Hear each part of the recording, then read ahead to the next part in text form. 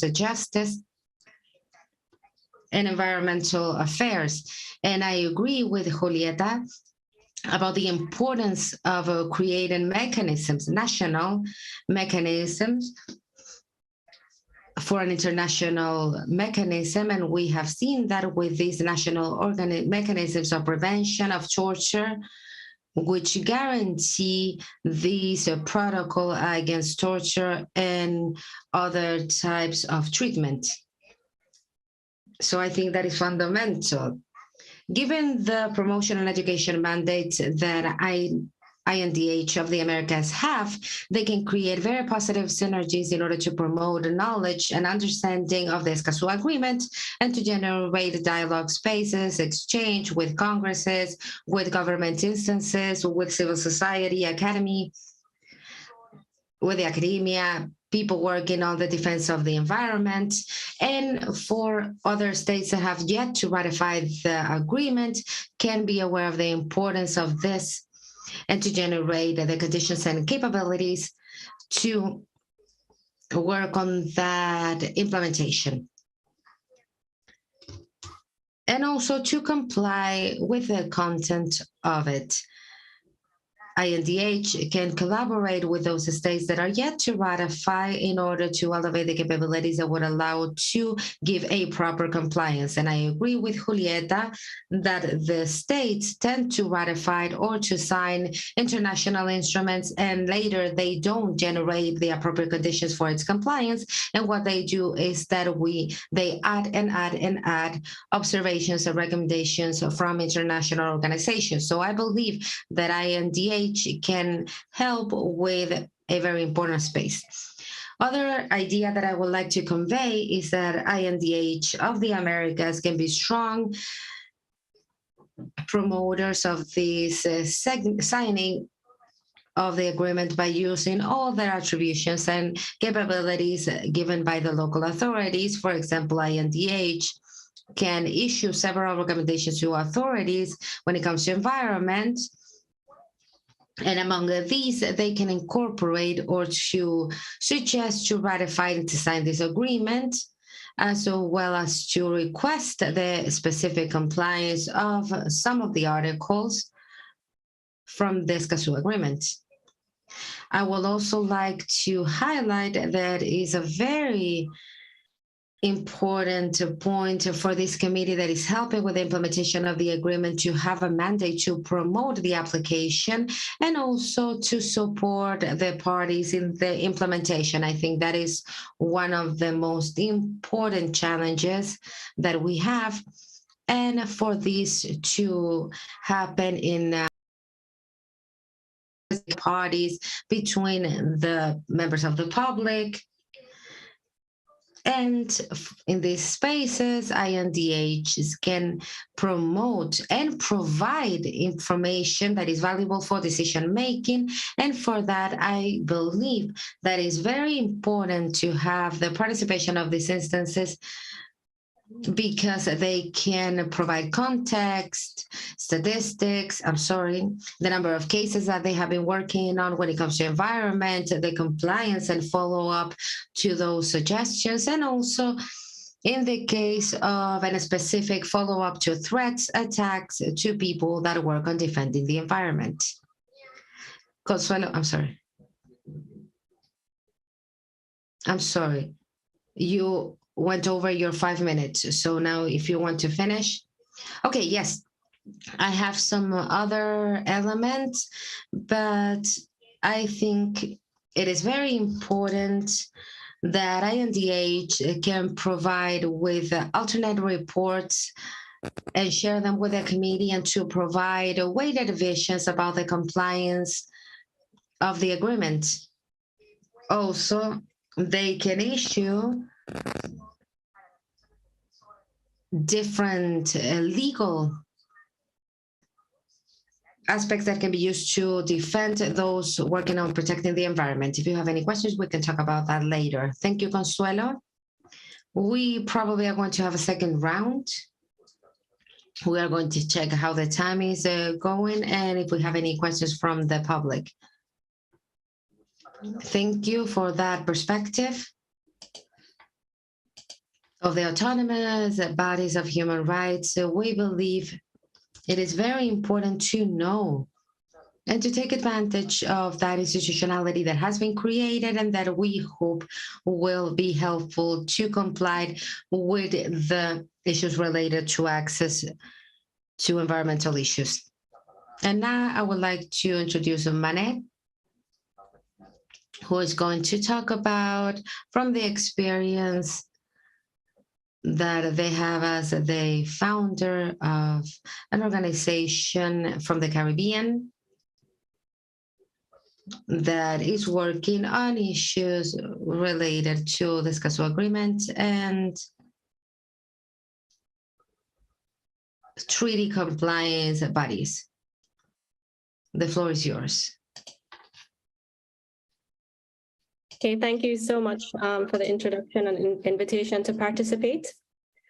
So I would like to pick up on one of the criteria that must guide the committee's operation, and that is significant public participation. And I'd like to frame my discussion of this criteria, this particular requirement, around my experience in the 2020 UN Treaty Body Review process, which I think produced important recommendations to enhance engagement with domestic stakeholders. But first, I want to comment on the context that should define the concept of significant. I think at the Escazú level, there is a remarkable opportunity to advance this. Second is enhancing synergies at the domestic level to ensure stakeholder involvement. And third is capacity building. And here I'm talking about moving beyond the assessment of compliance to the added value of building technical capacity at the national level, and this will be instrumental in supporting implementation of the Escazú Agreement. So I don't have time to look at these three areas of enhancement, but I want to focus on the first point, which is about enhancing accessibility, because to meet its purpose, the committee's outputs must be accessible. And for these outputs to be accessible, they must be visible. Moreover, the outputs must be sensitive to the different audiences, which include not just state representatives, but civil society, communities, defenders, and of course, vulnerable groups. And so one of the consistent views coming out of the treaty body review process that was particularly important to me was this idea of the certainty of entry points, because domestic stakeholders consistently expressed the view that there wasn't sufficient clarity around the means of information sharing between the formal treaty body structure and domestic stakeholders. This lack of predictability impeded the creation of plans of action for engagement, pre-planning and so on. And so in Jamaica, for example, because there's a lack of awareness of these entry points, the situation is that there's a limited range of civil society and communities who engage with the UN treaty body process. And as a result, the concluding observations and other outputs that come from the process addressed kind of like the same types of issues, throughout the various review points. And the more participation you have, of course, is the richer the engagement would be. So an important recommendation coming out of the treaty body review process was, like a comprehensive calendar to provide predictability of entry points. The committee, in this case, in the Escazú case, could think about that type of predictability and also focus on the dissemination of materials using culturally appropriate tools to provide practical guides on how to engage with Escazú mechanisms.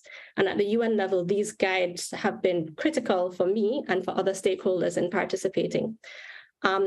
Another recommendation coming out of the treaty body review process was this idea of focused reviews, consisting of an on-site visit as part of the follow-up procedure. And this concept is inspired by the Subcommittee on the Prevention of Torture, which has a specific mechanism related to visits to state parties. And as an NGO working with communities, I think this has transformative potential because this is an opportunity to visit vulnerable communities and also attract stakeholders who have been alienated from regional and international discourse. Maybe one of the final points I'll mention is that I think the Universal Periodic Review process also has good practices that could be enhanced to promote inclusive public participation, such as these interministerial committees to oversee the preparation of reports, because in some cases, in some countries, there are innovative practices that include broad consultative processes where civil society and, importantly, the national human rights institutions have participated. And I think I'm running out of time, but I would just conclude on one point that is near and dear to my heart, which is the issue of language justice. Because, Rule 3.5 provides that the working languages of the committee will be Spanish and English, but, arrangements can be made for translation or interpretation to facilitate the participation of vulnerable persons. And at the UN level, I have seen how language can either be a barrier or enhance accessibility. And so an important recommendation coming out of the treaty body review process had to do with the issue of language justice and making sure that, meetings facilitate participation and, materials are in multiple languages. And if I could just use the example of Haitian Creole, which is the language of the Haitian people, but it's not reflected in regional or global human rights discourse. I would just say that as a low-lying state, Haiti is at the heart of climate and environmental injustice, and the situation is compounded by a human rights and humanitarian crisis in the country. And if any human rights system will fulfill its potential as a transformative tool, I think the situation of Haiti and the effective participation of Haitians must be addressed. And I think this can be applied to other similarly vulnerable communities where language is a barrier. So I will leave it there and welcome any questions. Thank you. No, muchísimas gracias a ti, Marlene, por puntualizar puntos fundamentales como este último del lenguaje, que es algo clave justamente para poder acceder a los diversos mecanismos, y justo es algo que también en el mismo acuerdo de Escazú se menciona. O sea, el acuerdo de Escazú establece medidas para facilitar el acceso, y en varias medidas, tema de información, participación y de justicia, se habla de población en situación de vulnerabilidad, y allí es importante poder tomar medidas específicas en todo eso. Y bueno, con eso damos pie a la última intervención de esa primera ronda. Olga, te doy la palabra para que también nos puedas contar desde tu experiencia el acceso a los mecanismos y cuál pueden ser los elementos que ese Comité de Apoyo y Facilitación de Escazú puede tomar en cuenta para poder justamente fomentar la participación de la sociedad civil, las organizaciones, las personas defensoras, los pueblos indígenas, que son entre los grupos que más tienen interés en participar en esos temas ambientales.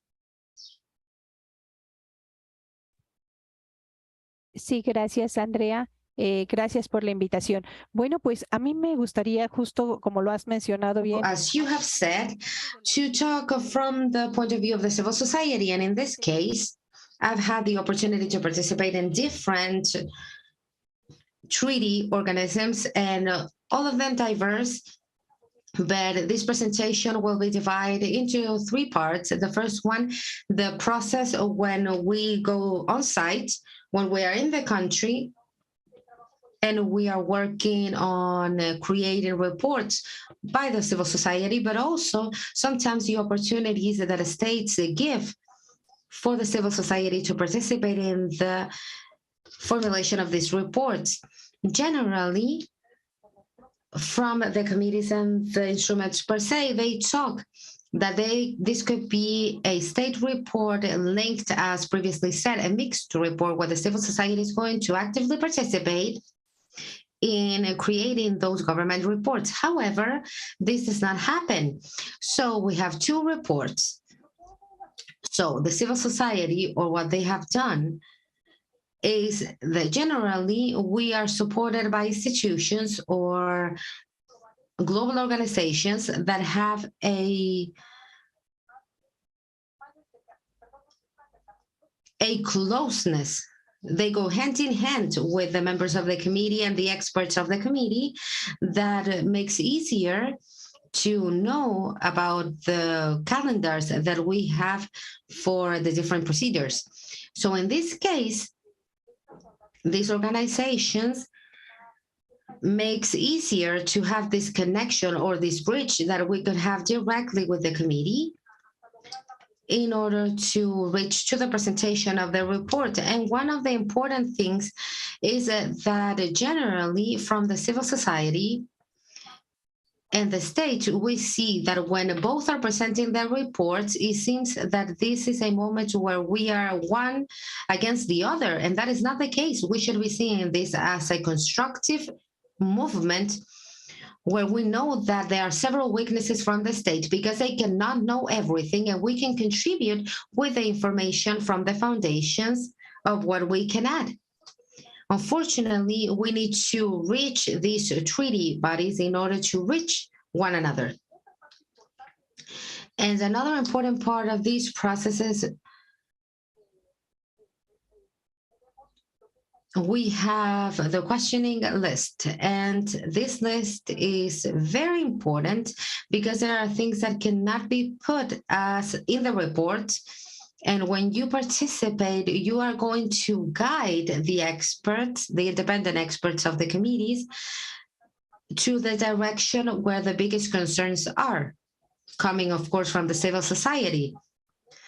To have the possibility during this process, this week, where we are going to have this questioning list to the civil society, to have a bilateral meetings that is going to help us to directly express to the expert that is destined for that country, or even for that committee that is going to be present at the review of these reports.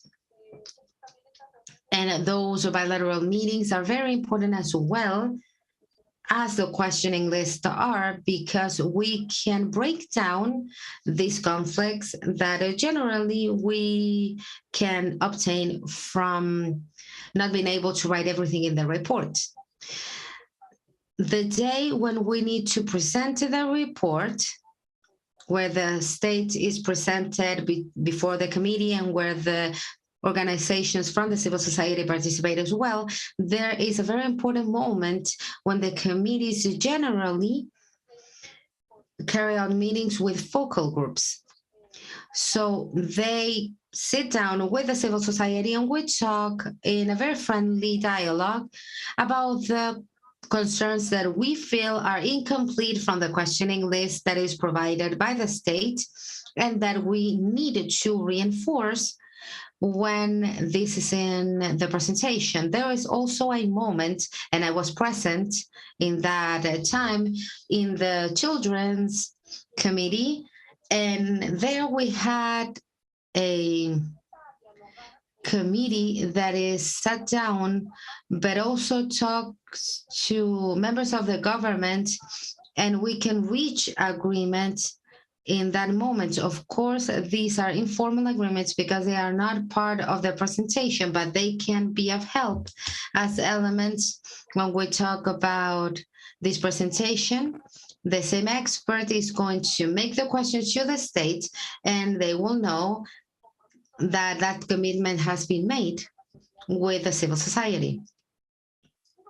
And I would like to mention two important players that have been really important to the movement of people indigenous with disabilities. And the first one is that we have the Documentation Center for Indigenous People, DOCIP. And this is a very important organism because this center that has undergone economic crisis because of the support they provide to indigenous people, they accompany us in the process of recovering information. They help us to present our reports with information that they have from other countries that have presented before, and they are the ones that teach us who is going to be the designated speaker that we are going to have. And also they support us in topics such as language, because the alternate reports, they cannot be translated into English because many indigenous people, we don't have that capability. We cannot do that. We don't have the economic resource and we don't have the capability, and they do that for free. And also when we have these bilateral encounters before the presentation, or for example, when we are in the process of elaborating the questioning lists, they supported with the interpretations, the translations in these bilateral meetings. I think the DOCIP not only is working with the indigenous people, that they have become in an essential instance and body that is helping in a very efficient manner this management process and also for the incidency process, the political incident processes that indigenous people work on.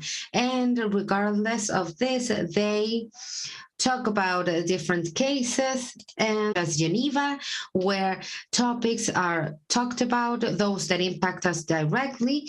And this fund, they provide us with a training and they teach us what is the management and the know-how of the political structure of the organizations of the UN.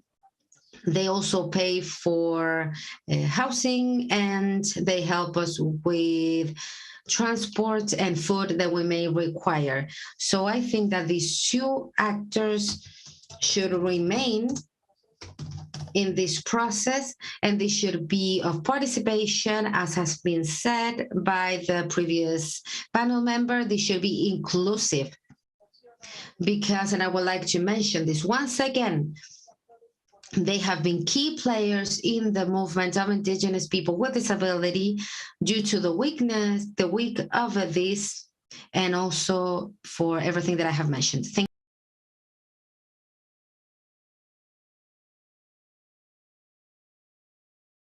Okay, thank you very much for all your feedback.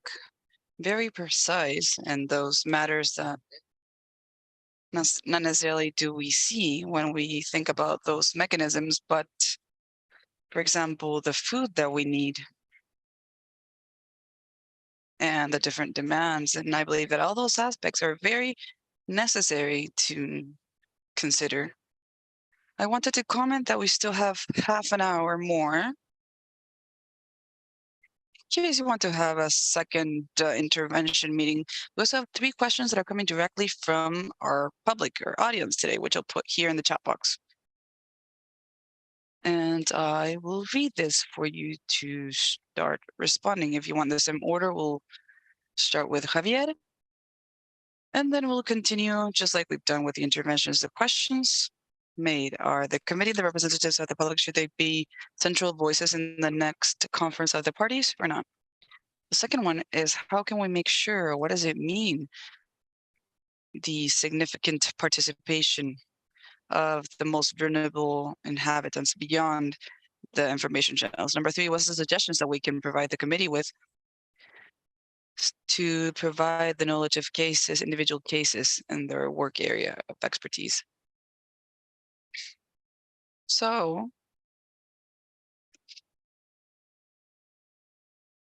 Andre, I'm going to make a comment based on the questions and everything we've been hearing throughout the day. I wanted to mention something that Rocio mentioned, which I fully share, regarding on the general officers. I believe this is a effect.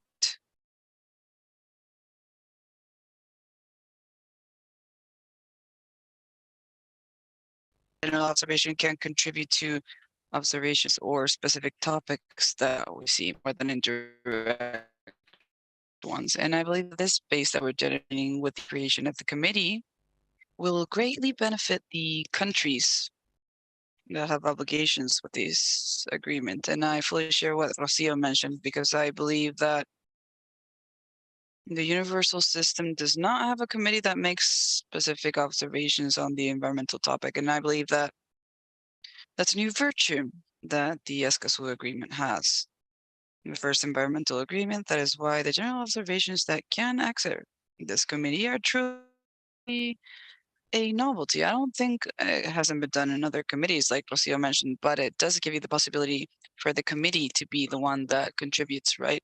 And as Rocio very well mentioned, it's our rights, but they're quite broad. It seems like they're very short, but the 3 rights of access lets you have participation, information, everything we know that the agreement covers. And in that regard, I believe it's quite necessary to highlight that, since it is new, because we've seen that sometimes the times in which the committees have the possibility of issuing observations or recommendations can be very slow sometimes. Now that it's 14 different countries, we hope that we can actually get the possibility that the 33 countries throughout Latin America and the Caribbean are actually part of this, but it would be very interesting that the committee is agile, that it can obtain all the informations and the recommendations and the knowledge of cases. And I believe that this is a great and brilliant opportunity that the agreement has to develop this new space that we're generating, that progressively and little by little, with 14 different countries and with the consolidation of this committee starts, and with the active participation of the public, that we very well know that from its early stages, the public has been quite active. So I believe that here, from this basis, we will start creating a road, but this agreement, which is not a declaration, it's an agreement. I'd like to reiterate that it's an agreement that generates obligations, and it has to have, or we have to be able to reap the benefits of the novelty that this agreement is, right? How new it is. And with that, I'd like to conclude, and I'd like to just highlight how important the general observations are. Thank you very much. Thank you very much, Javier. And Julieta, I don't know if you'd like to comment something. Make a comment. Now, yes, I can comment. On the one hand, I'd like to talk about public engagement and participation, the participation of people with disabilities and this inclusive integration. I believe that the committee should, well, at least within its mandate sometimes, and there's many provisions in that regard, but as our colleagues said, that the committee should take very seriously inclusivity and accessibility, even more focus on the vulnerable service systems, right? In the UN, despite the fact that there are some examples, like Olga mentioned regarding the First Nations, there's still a gap to truly generate accessibility and focusing on the most vulnerable beings, and also those human rights organizations that are a bit smaller and with not so many resources, accessing Geneva with all the costs associated. All that, of course, limits our possibilities of access, the possibility to have these interactions, to generate those spaces for meetings. So I would focus and make a point here. And I believe that one of the ways that we can generate this information is that the committee transfers to different countries. So in that regard, there's also discussions on the committees. And as Aileen mentioned, by going to these visits, on-site visits, right,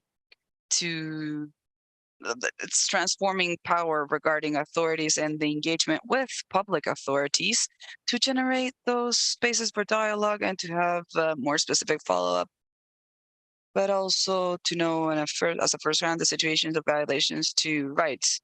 And that changes quite a lot. And I believe that there's an enormous gap and distance being in Geneva and reading documents, even holding meetings and transferring to other networks and see the situations of specific violations of human rights.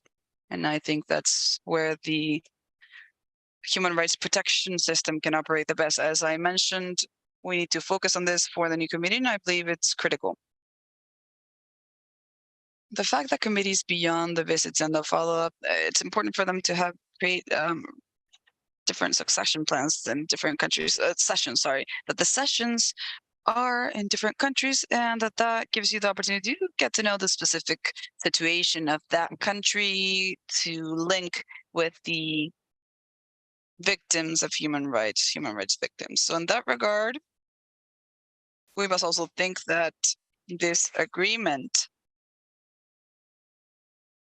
it's for the advocates of the environment, not only human rights advocates, but also environment and the different measures, relief measures or protection measures that we can adapt.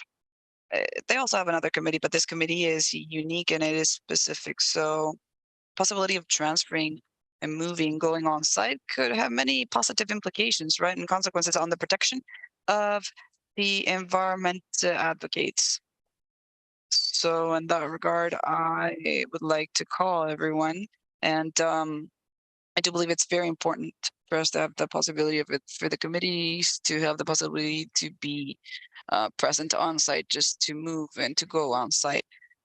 I'd like to mention 2 additional topics linked to, well, I also want to mention that the remote nature and virtuality with the pandemic extended our possibilities to engaging, right, participation of different organizations in the universal system, but we do have to consider our limitations, right? The limitations of this virtuality, but it extends on the one hand side, but we cannot just stay with that because we have the distance is still there, it exists, so that extends sensitivity on the one hand side with restrictions, right? Accessibility with restrictions. Now, the other thing that is I was interested in covering is the importance.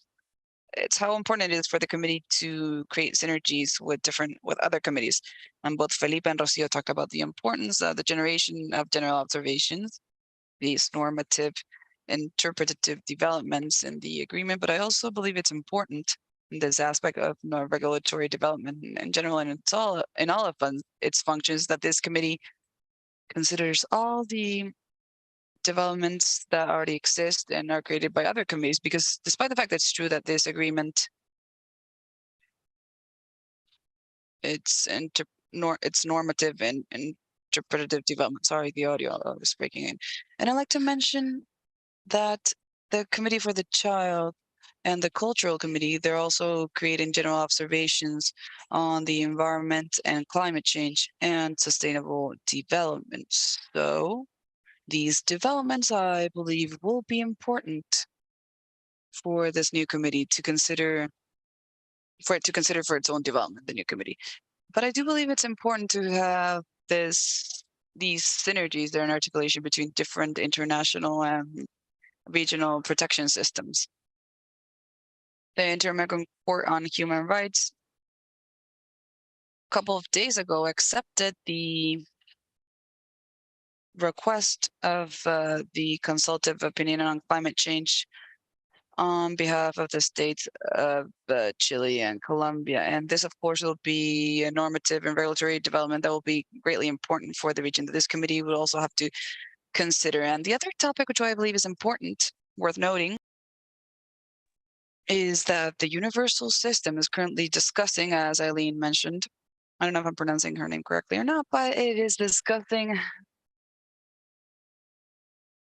this process of strengthening the different treaty bodies, right, to provide them with more effectiveness, coherence, etc. And in that regard, what you're discussing is to align and harmonize them to the work, right? To try to generate in the face or in front of states different requirements which do not result on excessive and reiterative burdens, but for there to somehow be a rationalization of this. And I believe that this is also important, that this committee considers all those developments of the universal system to be able to generate or ask requests or ways of intervention that are not a load or a burden, for them not to add a load, but for them to strengthen everything and to create this synergy in terms of intervention and transformation pursuant to the regulations of the Escazú Agreement. I do believe it's important to note the developments of the Inter-American system regarding the protocols and reports working group. The protocols in Salvador has specific regulations on the environment, and it's developed this reporting system to the states with recommendations. So I believe that this committee should also consider these existing developments in the Inter-American system, and specifically for the San Salvador working group. I also believe I need to cover 2 brief topics. Number 1 is that the states, everything is critical in its compliance, right? I go back to my first point regarding the impact and the possibility of transformation. Therefore, there's a critical point there that's related with the political will of the states. That's important. They must comply with this agreement beyond the implementation and follow-up mechanisms, etc. So summoning the states regarding this agreement, but in an extended manner regarding all the regulatory provisions that are linked to the environment, right? Given the emergency, the climatic emergency that we're currently going through. And on the other hand, we have the activism of organizations, human rights organizations, those victims and affected. Despite the fact that this exists, we must have activists and pressure from the foundations, from the territory, and that must continue to enable and to activate the political will of the state for them to actually comply with the provisions of this agreement and in general of all the human rights treaties. The last thing I'd like to mention is related with the last question, right, regarding the cases, the case system. I'd like to mention two brief things. That's the suggestions that you can give to the committee for individual cases. The committee, with the additional protocol from the cultural, it initiated this individual communication system, and I believe that as a lesson learned in this brief time, an important topic is related with the terms or deadlines and the negotiation of for everything requested. In general communication, all the protection measures for everything to be solved in reasonable terms. Many times the inter-American system or the international system takes a bit long in the resolution of cases, right? So it's critical to focus our attention on the fact that individual cases, they must be solved in a reasonable term. I also believe it's very important to have the possibility of creating, having hearings with the victims in the universal system is missing there a bit because there are not many hearings with the victims. And I believe that that is critical for the committee to be able to conduct these hearings with the victims before settling or solving specific cases. And I think that's it for me. Thank you.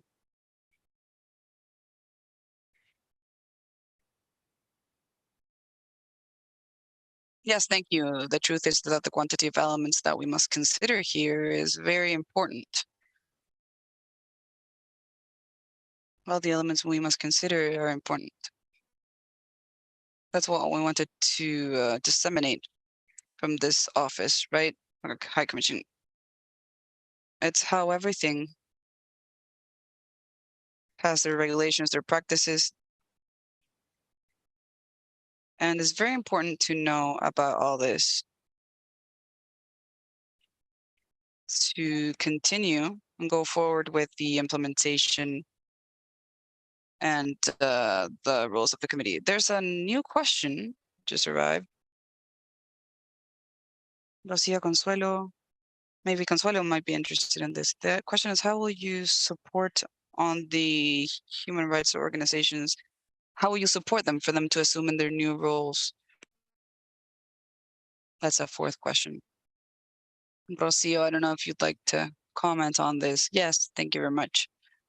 It's been the participation of my colleague in the committee and has been quite extensive. She was very clear regarding many topics, and I believe that it's critical to consider all these elements in the international systems of bodies and the treaties. Now, regarding the supporting committee, I'd focus on three main ideas. Number one, participation of civil society, how to establish participation mechanisms of civil society. Number two, how can we make it maybe through empowering protocol like the Committee of Economic, Social, and Cultural has, right? How can we present cases? Civil participation only makes sense if you're able to place reports and that has to be through an established system. It can be a protocol that is similar to the Committee on Social and Economic Rights, right? The instrumentation. And it's critical to have this body that presents different reports and cases. And another critical aspect, which I believe Felipe mentioned in the beginning, is that this is the first international agreement on environmental right or protection to the environment, it is the first agreement where we're taking, regulatory speaking, with justice character nature. It's considering the violation of the rights of environmental activists or protectors of the environment, both male and female. It's critical topics that we've talking about 20, 30 years almost in international conferences, right? And all these are now in an international rights agreement, and it's actually regional. Despite it's regional, it's regional and it's a human rights agreement. It's also framed within the entire international system of human rights, both in all the bodies of the treaties and the entire system of lectures, international conferences, etc. Therefore, this agreement is nourished based on all the other agreements, and it nourishes itself based on all the justice-based systems of these agreements, right? And also the doctrines of all these international treaties. That is critical. It's justiciability, and they must have this support group. They work a lot, but they have to consider that this comes from many years of work in terms of case law, in terms of human rights, not only case law, but in justiciability and applicability and enforcement of these human rights. So I believe it's critical that the support committee focuses on these first stages in building its own institutionality and its own mechanisms for support, justiciability, mechanisms for the interpretation of rights, which it must comply with as an international agreement. Of course, extending this to the international framework of all human rights. And I believe it's very, very interesting that we can have citizen situations which make civil society permanently participate in different meetings that the support committee can do in the countries, right? There has to be permanent citizen participation, not only through reports, but there has to be permanent citizen engagement and participation in different countries and different situations, and in cases that so that civil society feeds the report committee, and the reports of each country, which will be the mechanism for the presentation of this report. We have to know where that comes from, right? That's where our colleague from was mentioning, where will it come from, right? She said that there's different mixed reports. Sometimes they're alternative reports. Sometimes the state creates them and we make them alternatives. So it's the only possibility that the support committee has to make ground-based recommendations, right? To actually focus on mechanisms to create reports and on civil society participation specifically. Thank you. Thank you very much, Rocio. And the Vedurías is the social controller's office. That's what she was talking about. At least in Mexico, I don't know if you knew that word or not, but it's not, we don't use it in Mexico. So those of you that are watching us from Mexico, it means a comptroller. And this is a key element, right? A citizen controller. And to take that to an international level would be very important, right? Thank you very much for establishing that conversation. Now I would like to leave you with Consuelo. Yes, thank you very much. I would like to focus on a topic that we've not spoken about yet, which I believe is critical. And it is the fact that the committee to support the implementation and compliance agreement, the agreement has to require the stakeholders to create an action plan for the full application of the agreement, I believe, or enforceability of the agreement. I believe that this is critical because it opens the possibility to broad, open, inclusive matter for this action plan for the different parties consultation, for them to have a path on how to properly implement this agreement. So this possibility of exchange dialogue opens with different key stakeholders that are key, right, for society, where the different vulnerable groups, of course, are located, and they're an important voice. Indigenous communities, First Nations, they're very important for this purpose. We're people that advocate for the environment, and environment advocates. We must recognize that they are the ones that also advocate for our continent, and they're at a greater risk when they exert their activism, and we must focus on that. So the action plan, I believe, opens the possibility for broad, inclusive participation, but also where we can make this process more transparent, right? The adhesion of the plan.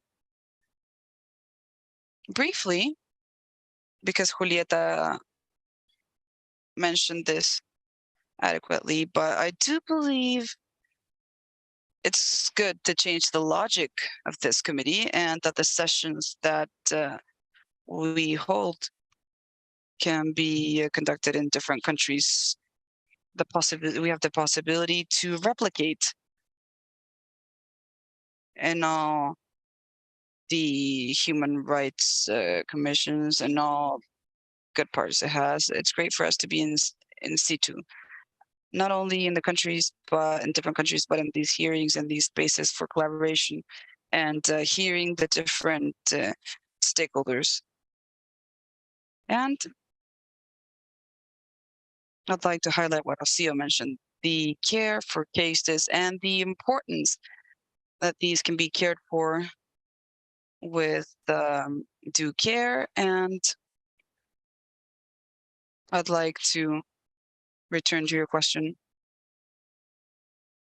How can INDHs do this, like human rights institutes? This opens the possibility to generate measures, different relief measures or protection measures to people who advocate for human rights, for them to issue recommendations where we can go into the agreement where the different human rights institutions can provide valuable information in their alternate reports. And we need to see how we can participate on the consultations that we make on the general observations, this case law of interpretation, a jurisprudence, right? Interpretation of the agreement, where we can participate in the beginning, and the human rights institutions can be key and collaborate for the production of the agreement, the NHRIs, right? To drive also Congresses for its approval and ratification, and these spaces for the creation of the action plans. They can have participation there, the different national human rights institutions of the Americas. So I'd like to conclude. Yes, thank you very much, Consuelo. And we're on time, but I'd like to leave you with Malena and Olga in case they wanted to add something to all the contributions we made this morning.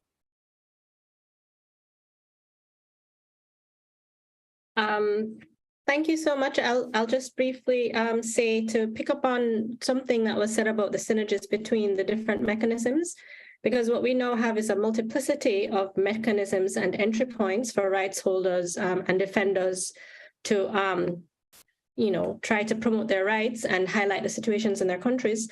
And so, this coordination between mechanisms, if it touches on concerns, environmental rights defenders and the environment, the Inter-American system has standards on that. Now Escazú has standards on that.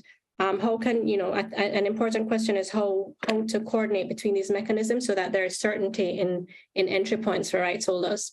And I think that's the only comment I'll make for now. Thanks.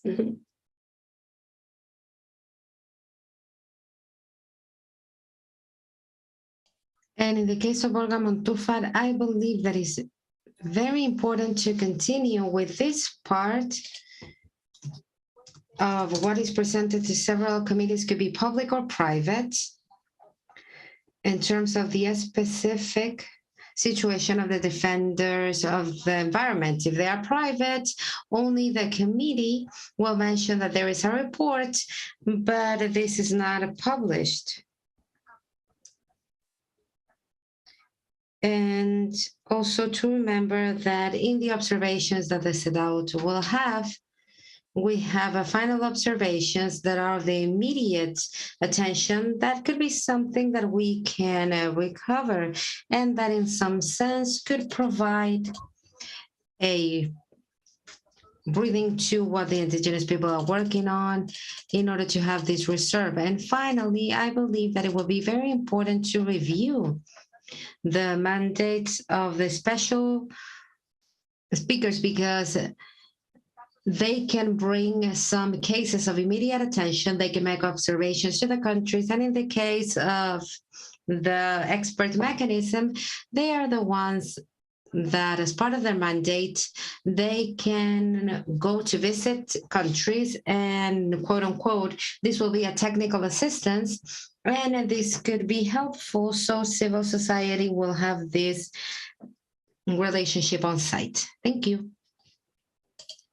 Thank you to you, Olga, and to each one of you for the contributions that you have made to the Office of the Commissioner. This is very important to contribute to Escazú and to this view, as has been said, the bodies of the United Nations and other organisms and mechanisms that have been developed over the years. And we hope that this will be a contribution that will be helpful to the members of the support committee, that we know in the next days they are going to be using this and they can start working on their task. And personally, and as an institution, I would like to say that from the office in Mexico of the High Commissioner for Human Rights, and I would like to say Javiera, and from the CORSA, the South American office in Santiago de Chile, we would like to thank each one of you for the contributions. Thank you for being here today with us, and to everyone that is listening in social media. Thank you once again. Have a great day. Thank you. Thank you. Goodbye.